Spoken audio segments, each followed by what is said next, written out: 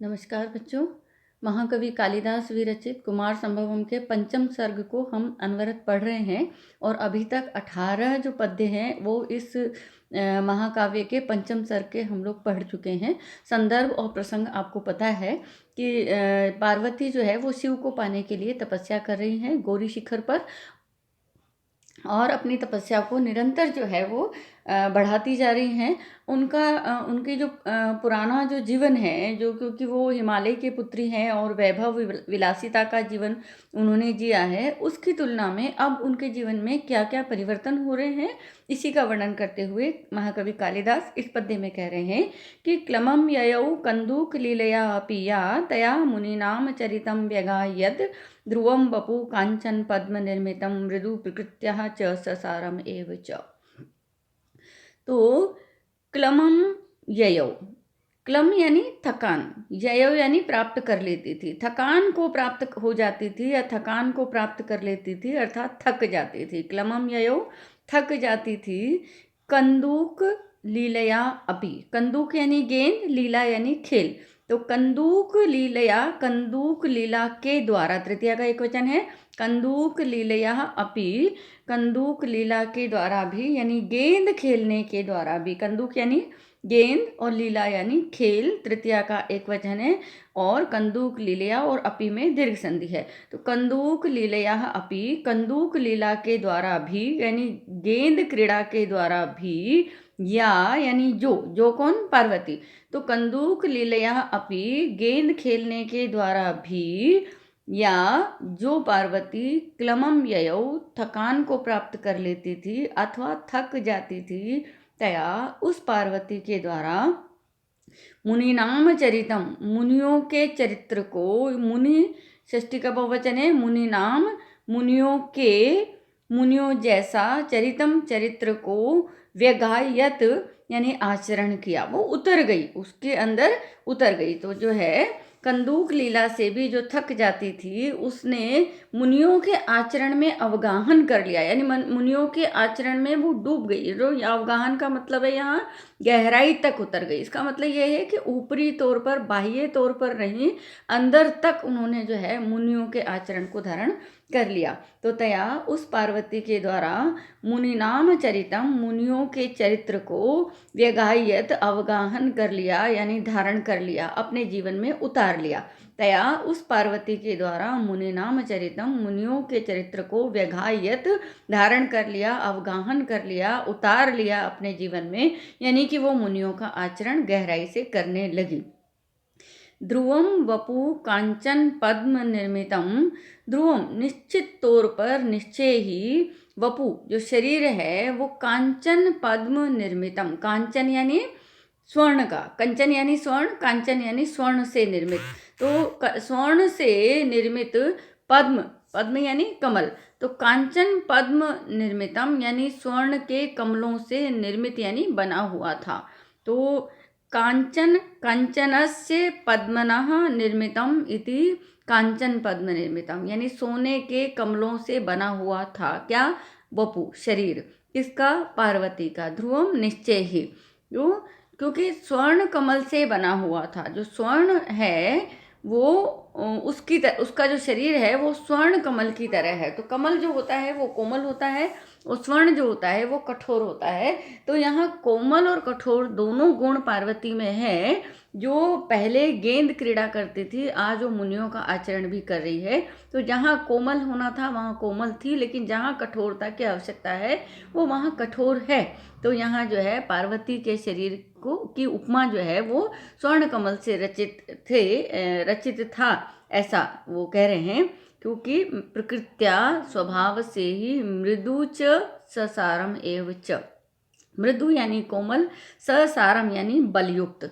तो कोमल भी था और सार युक्त भी था, यानी बल युक्त भी था, यानी शक्तिशाली भी था, कठोर था लिए हुए भी था।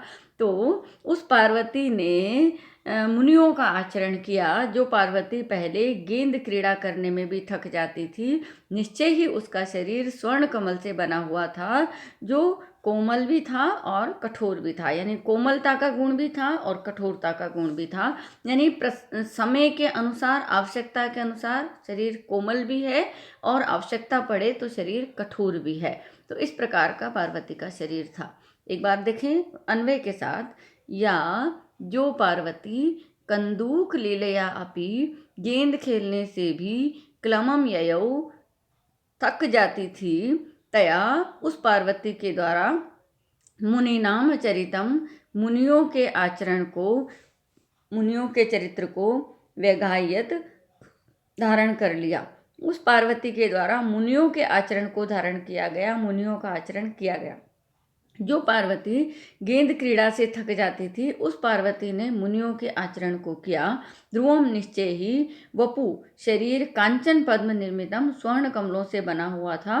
प्रकृत्या मृदु च ससारम एव च, स्वभाव से ही जो कोमल भी है और बलयुक्त भी है। तो जो पार्वती कंदूक क्रीड़ा से भी थक जाती थी, उस पार्वती ने मुनियों का आचरण तप साधना आदि जो है उसको उन्होंने स्वीकार कर लिया। तो निश्चित रूप से उसका जो शरीर है वो स्वर्ण कमल से बना हुआ था, जो कोमल भी है और कठोर भी है। कमल जो है कोमल होता है, स्वर्ण जो है वो कठोर होता है। तो स्वर्ण से बना हुआ कमल यानी प्रसंग के अनुसार, आवश्यकता के अनुसार कठोर और कोमल भी। तो यहाँ जो है दोनों गुणों को, स्वभाव को उन्होंने धारण किया है। तो इस तरीके से पार्वती के तप की, उसके आचरण की जो है वो तुलना कर रहे हैं, संभावना कर रहे हैं। क्या संभावना कर रहे हैं? कि वो मानव स्वर्ण कमल से बना हुआ है। निश्चय ही उसका जो शरीर है वो स्वर्ण कमल से बना हुआ है, जो कोमल भी है और कठोर भी है। तो उत्प्रेक्षा अलंकार यहाँ पर है। और देखिए आगे कह रहे हैं कवि इसी बात को आगे बढ़ाते हुए कि शुचौ चतुर्णाम ज्वलताम हवीर्भुजाम शुचिस्मिता मध्यगता सुमध्यमा विजित्य नेत्र प्रतिघातिनीम प्रभाम अनन्य दृष्टि सवितारम एकशत। तो ये जो पद्य है इसमें आप सबसे पहले किसको ढूंढेंगे? कर्ता को ढूंढेंगे। तो कर्ता को ढूंढेंगे और फिर क्रिया को ढूंढेंगे। तो सबसे पहले जो है वो क्रिया कर्ता को आप देखेंगे कि उस सवितारम एकशत, सूर्य को देखती थी। कैसे? अनन्य दृष्टि, एक टक दृष्टि से जो है वो सूर्य को देखती थी।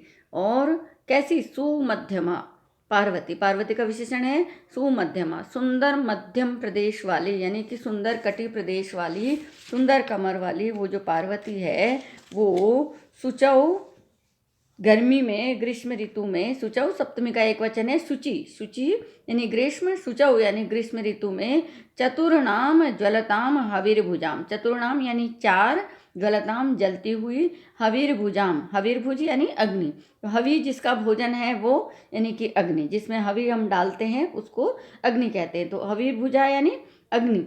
तो हवीर्भुजाम, अग्नियों के, ज्वलताम जलती हुई, चतुर्णाम चार, षष्ठी का बहुवचन है, चतुर्णाम ज्वलताम हवीर्भुजाम, चार जलती हुई अग्नियों के बीच में, मध्यगता बीच में स्थित, शुचि स्मिता पवित्र मुस्कान वाली, सुमध्यमा सुंदर मध्य प्रदेश वाली उस पार्वती ने नेत्र प्रतिघातिनीम प्रभाम, नेत्र प्रतिघातिनी, नेत्रों को रोक देने वाली, आँखों को रोक देने वाली, आँखों का पर प्रहार करने वाली, आँखों को बंद कर देने वाली, प्रभाम कांति को, उसकी चमक को, उसके तेज को विजित्य जीत करके, अनन्य दृष्टि निरंतर अनवरत दृष्टि से, सवितारम सूर्य को एकशत देखती रहती थी। यानी ये जो यज्ञ है इसको कहते हैं पंचाग्नि यज्ञ, जिसमें चारों तरफ जो अग्नि है वो चार अग्नियां हैं और पांचवी जो अग्नि है वो सूर्य की अग्नि है, जो गर्मी में अपने प्रचंड स्वरूप में रहती है। तो पार्वती की तपस्या की चरम सीमा को बताने के लिए यहाँ पर ये कहा जा रहा है कि पार्वती चार जलती हुई अग्नियों के बीच में, यज्ञ कुंडों के बीच में बैठ करके निरंतर सूर्य की ओर देखती थी, क्योंकि सूर्य की ओर देखना आसान नहीं है, वो भी ग्रीष्म ऋतु में। तो सूर्य की तरफ निरंतर निरंतर देखना। तो सूर्य 5वीं अग्नि है और 4 अग्नियां प्रज्वलित है, तो पंचाग्नि यज्ञ जो है वो पार्वती कर रही है, उसका यहाँ पर वर्णन किया जा रहा है कि ग्रीष्म ऋतु में इसकी प्रचंडता और बढ़ जाती है, क्योंकि वो ग्रीष्म ऋतु में किया जा रहा है। तो ग्रीष्म ऋतु में सूर्य की गर्मी को सहन करना और भी कठिन होता है। ग्रीष्म ऋतु में किसी भी प्रकार की गर्मी को सहन करना कठिन है। तो चारों तरफ अग्नियां हैं और ऊपर जो है वो एक अग्नि है, तो पंचाग्नि यज्ञ वो भी ग्रीष्म ऋतु में। तो पार्वती की तपस्या की पराकाष्ठा, उसकी चरम सीमा, उसकी तीव्रता को बताते हुए महाकवि कालिदास कह रहे हैं कि शुचौ ग्रीष्म ऋतु में चतुर्णाम ज्वलताम हविर्भुजाम, 4 जलती हुई अग्नियों में। हवि भुंजते इति हविर्भुज, जो हवि का भोजन करता है कौन? अग्नि। और षष्ठी का बहुवचन है हविर्भुजाम। ज्वलताम ज्वल धातु है, ज्वलंत क्षत्रिय प्रत्यय है, और यहाँ भी षष्ठी का बहुवचन है। चतुर्नाम जो है 4, और वो भी षष्ठी का बहुवचन है। तो चतुर्णाम ज्वलताम हविर्भुजाम, 4 जलती हुई अग्नियों के मध्यगता, मध्य में बैठी हुई, मध्य में स्थित, शुचि स्मिता। शुचि यानी पवित्र, स्मित मतलब मुस्कान। शुचि स्मितम यस्या सा इति शुचि स्मिता पार्वती का विशेषण है, बहुब्री समास है यहाँ पर। सुमध्यमा, तो शोभनम मध्यम प्रदेश यस्या सा इति सुमध्यमा, यानी सुंदर मध्यम, मध्य यानी कमर, कटि प्रदेश, सुंदर मध्य प्रदेश है, कटि प्रदेश है, बीच का जो हिस्सा है, बीच का जो भाग है शरीर का वो बहुत सुंदर है, ऐसी वो पार्वती। तो यहाँ भी बहुब्री समास है। तो कर्ता कौन है यहाँ? पार्वती। पार्वती के विशेषण है शुचि स्मिता सुमध्यमा। तो सबसे पहले हम शुचि स्मिता सुमध्यमा को रखेंगे।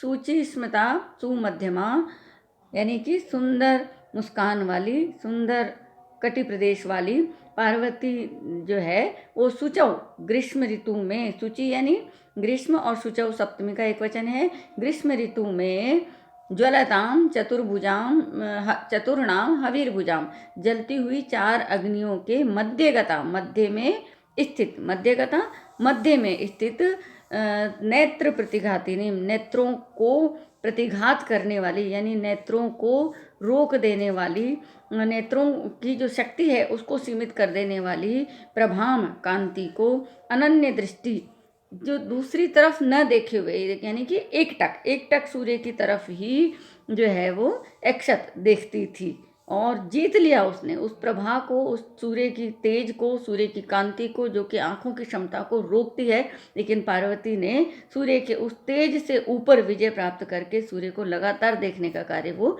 कर रही है। इसलिए कह रहे हैं कि सूर्य की कांति को पर उसने विजय प्राप्त कर ली, यानी अपनी शक्ति को इतना बढ़ा लिया कि वो सूर्य की तरफ देख सकती है। सामान्य रूप से सूर्य की तरफ नहीं देखा जा सकता, तो सूर्य की तरफ अनन्य दृष्टि से वो निरंतर देख रही है। यही उनका पंचाग्नि यज्ञ है। शुचि स्मिता पवित्र मुस्कान वाली, सुमध्यमा सुंदर कटि प्रदेश वाली वह पार्वती शुचौ ग्रीष्म ऋतु में ज्वलताम जलती हुई, चतुर्णाम 4 हविर्भुजाम अग्नियों के मध्यगता बीच में बैठकर, नेत्र प्रतिघातिनी आँखों की शक्ति को पर प्रहार करने वाली या आँखों की शक्ति को सीमित करने वाली, प्रभाम कांति को विजित्य जीत करके, अनन्य दृष्टि एक टक दृष्टि से सवितारम सूर्य को एकशत देखती रहती थी। तो न अन्य दृष्टि यस्याः साः इति अनन्य दृष्टि, यानी जिसकी दृष्टि और कहीं नहीं है, ऐसी वो जो पार्वती है वो सूर्य को देखती थी। तो पवित्र मुस्कान वाली, सुंदर कटि प्रदेश वाली वह पार्वती ग्रीष्म ऋतु में जलती हुई 4 हवन कुंड के बीच में, 4 अग्नियों के बीच में बैठ करके, और आँखों की शक्ति को, आँखों की क्षमता को रोक लेने वाले जो सूर्य का तेज है उसको जीत करके, और एक टक दृष्टि से सूर्य को देखा करती थी। इस प्रकार से पार्वती जो है वो पंचाग्नि यज्ञ करती थी। तो पार्वती की तपस्या का वर्णन कर रहे हैं कि वो किस प्रकार से ग्रीष्म ऋतु में और किस प्रकार से अन्य ऋतुओं में अपना जो है तप बढ़ा रही है, क्योंकि उसने देखा कि इतने तप से जो है शिव प्रसन्न नहीं हुए हैं, तो शिव को प्रसन्न करने के लिए उनको पति रूप में पाने के लिए उन्होंने ये महसूस किया, उन्होंने अनुभव किया कि इस तप को बढ़ाना पड़ेगा। तब वो पंचाग्नि यज्ञ कर रही हैं ग्रीष्म ऋतु में, सूर्य की तरफ एकटक बैठे हुए, चारों तरफ प्रज्वलित अग्नियों के बीच में विद्यमान होकर के। और वह जो सुंदर मध्यम प्रदेश वाली, सुंदर मुस्कान वाली, अनन्य दृष्टि से सूर्य को देखने वाली वह पार्वती 4 हवन कुंडों के बीच में, 4 अग्नि कुंडों के बीच में, 4 प्रज्वलित अग्नियों के बीच में बैठ करके और सूर्य को एकटक देखते हुए जो है वो पंचाग्नि यज्ञ जो है वो कर रही है। तो इस प्रकार से अभिप्राय पूर्वक विशेषणों का यहाँ प्रयोग किया गया है, इसलिए जो है यहाँ परिकर अलंकार है। शुचि स्मिता, पवित्र मुस्कान है, यानी कि तप करने में किसी प्रकार का कोई कष्ट, कोई पीड़ा, कोई तनाव उनके शरीर में नहीं है। तो सुमध्यमा, सुंदर उनका कटि प्रदेश है, यानी कि वो कोमल शरीर वाली है, सौंदर्य युक्त है। और ग्रीष्म ऋतु में तप कर रही हैं, इसे तप को तप की चरम सीमा को बताने के लिए ग्रीष्म ऋतु में जो है वो तपस्या कर रही हैं। ऐसी जलती हुई 4 अग्नियों के बीच में अनन्य दृष्टि, यानी दृष्टि को हटा नहीं रही है, एक टक दृष्टि से जो है वो तप कर रही हैं। इस बात को कवि यहाँ कह रहे हैं। तो इस तरीके से आज हम जो है इतना ही पढ़ेंगे। आगे के व्याख्यान में अगले पद्यों को हम पढ़ेंगे। धन्यवाद।